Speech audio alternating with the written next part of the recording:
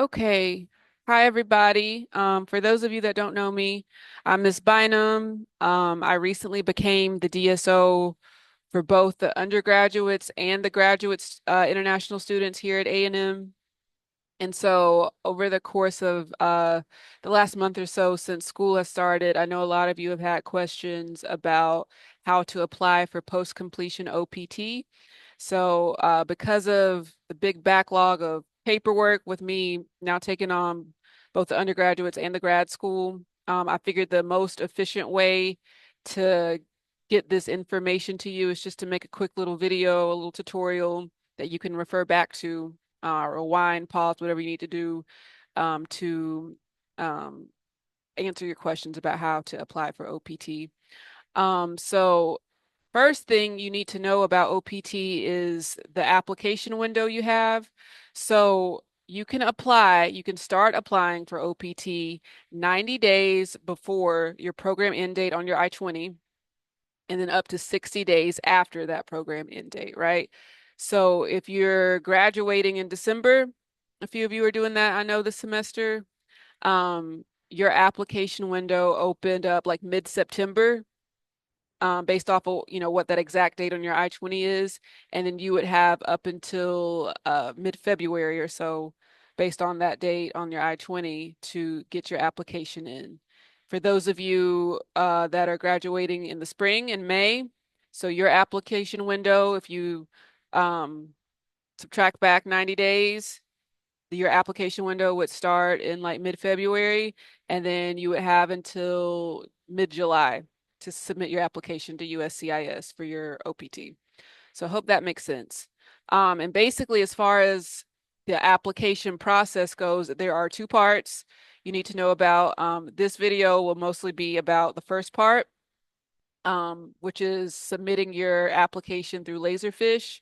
This is not like your full application. The actual application goes through USCIS, and that's part two.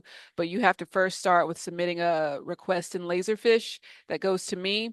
Once you fill out that form in Laserfish and it comes to me, I will open up the recommendation in your SEVIS account.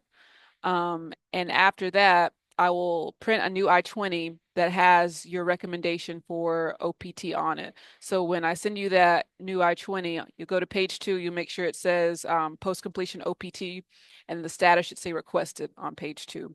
And once you get that I-20, then you can start applying through USCIS for the form I-75, which is the application for post-completion post-completion OPT.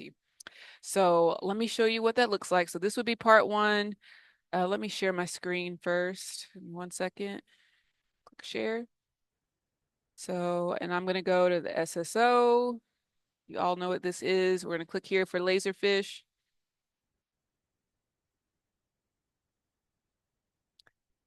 Go to the homepage, and under forms, we're scrolling down to multicultural affairs. All your forms are under multicultural affairs in Laserfish. And we're going to do this one, which is OPT application cover post completion. It's very important you select the post completion form, not the pre completion form.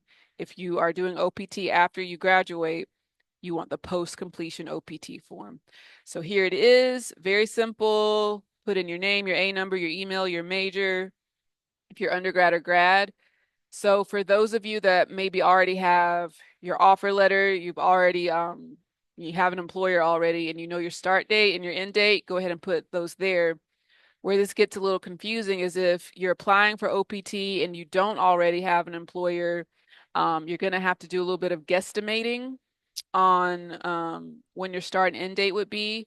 So the recommendation is, because you get that 90-day to 60 days after your graduation date, if you don't already have an employer, you want to pick something maybe a little bit closer to that 60-day mark. I wouldn't suggest like right at the 60-day mark, but maybe like 45 days out or something. So say you're graduating in December, and the 60-day mark would be February 15th for you or something like that. Maybe you would select, like, I don't know, February 10th or a little before that. So maybe here you would put February 10th, 2026. And then your end date would be one full year after that. So it'd be February 9th of 2027. I hope that makes sense. February 10th, 2026, then February 9th, 2027. That's how we calculate the 1 year in this situation. So, and you would also have, there's a little bit of that grace period for you to find a job. So you can apply for the OPT if you don't have an employer, and then you have a little bit of a window to secure an employer after that. So that's what you do for the dates. It's letting you know about the 60-day grace period here. If you're full-time or part-time. This form doesn't actually let you select full-time or part-time, even though it's listed here. These forms were here when I got here, so I'm just seeing that this isn't allowing you to do that. So I just assume full-time, and if you're part-time, you can send me an email and let me know that you're doing part-time post-completion OPT. And then, of course, if you've done CPT or OPT, you can also attach that copy of your work permit to your application form. And so moving along, in this bottom section here, you want to first gather your documents that's on this checklist before you submit through USCIS. So, of course, here it's telling you if you're submitting a paper application, that's more expensive. It's $520, and you need to submit a check. With that, most of you I know I'm sure you're applying online, and you'll pay the $470 with your application.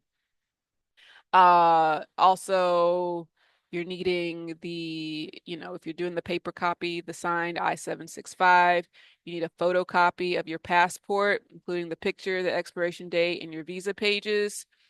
You want both sides of that I-94, which is the white card, stapled into your passport. And if you have an electronic I-94, you're going to print that out from this link that we have embedded here.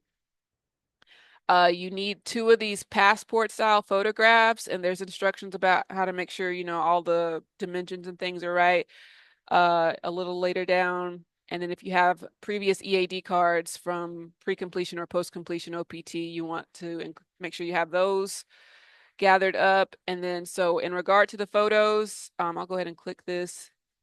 If you click here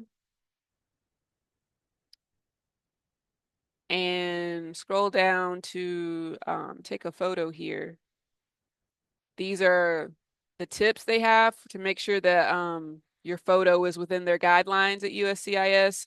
So you want a color photo. You want it to be taken within the last 6 months so that, your current appearance is reflected on the photo. Make sure it's clear, no filters or anything like that. Looking straight ahead, no tilting of the head or anything like that.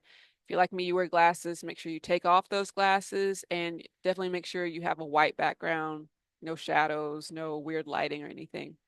So those are the basic instructions for your photo. And if we go back to the form, whoops, hold on, let me minimize this. Get back to the laserfish form 1 second. I don't know if it went away or what. Multicultural affairs, post completion.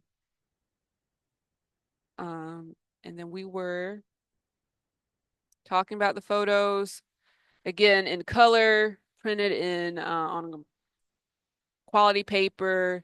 It's going to be 2 inches by 2 inches. And here's more of those dimensions you need to follow to make sure your photo is correct. Also, just a note that just because you've graduated, you got your approval for OPT, you're working now, you are not done with Alabama A&M just because you're on OPT. There's other paperwork that needs to be filed during your OPT period, which you report to the DSO. That would be me if I'm still here, or whoever the DSO is, or we may have multiple DSOs. So that is the form I-983 that your supervisor at your job will fill out. And there are 3 stages to the I-983. It's just basically reporting on your work performance. So there's the initial stage, the mid-phase stage, and then the final stage. And your supervisor fills that out about every 4 months. And if you do the math, every 4 months for 3 stages, that would be the full year. And you just report that to me during your OPT period. What else is there about OPT? Um, so a little bit about just this form and this part of the like this, like I said, this video is part one of the process. You fill out this form, it comes to me. Once I see it in my queue, I go to your SEVIS record and I open up the recommendation for you to do OPT, right? And so what that does is when USCIS gets your actual application, the SEVIS, your SEVIS account already shows that your DSO has recommended OPT. You've already reported to your DSO that you want to do OPT, and so there's no confusion with USCIS about what needs to happen. So, and what happens is when I go into your SEVIS account, I click, recommendation for OPT for this person. Then it will prompt me to print you a post-completion OPT I-20. This is the I-20 you need for when you actually go in to apply to USCIS. Excuse me. And so you don't want to start applying before you get the post-completion OPT I-20. So that's your cue that you can start apply is when I email you your updated I-20 on page 2, it'll say post-completion OPT recommendation, and then status will be requested. And that's the actual I-20 you're going to use to apply. And so I think that's about it. Like I said, this is part one because I don't necessarily have access to USCIS's sign-in portal the same way that you guys do. So I'm going to post another YouTube video that I think will be very helpful where an F1 student goes through the process. Like he actually opens up the online portal, the I-765 where you file online and goes through each question and shows you how he's uploading his documents and things like that. I think that'll be more helpful than me trying to, open it up and not having the right documents that, that you guys would have to see exactly what you need to do on that part 2 part of the process. Okay. I'm trying to check. Is there anything else you need to know before we close this out? No, I believe that's it. So before I end the video, I'm just letting you know, I know a lot of you have come into the office. You're having questions about OPT. Excuse me. My hope is that this clears up some of those questions because, because of the time of the semester we're in, because, the DSO responsibilities aren't the only thing I do. And there's this longer backlog of paperwork I need to be doing because I've now taken on the graduate students. Walk-ins for this process are just not going to work. So if you come in asking for, help with your OPT on the spot, I'm going to have to say, I posted a video, you should watch that first. And if you still have questions, then you can actually, I'll post a link for you to make an appointment with me when I have scheduled time to answer your questions. So I'm going to have to decline walk-ins so that I can maximize my time for other things. And then we'll schedule you in a time for you to ask questions if you still have them. So that's about it. And I hope you guys have a good day and thank you for watching.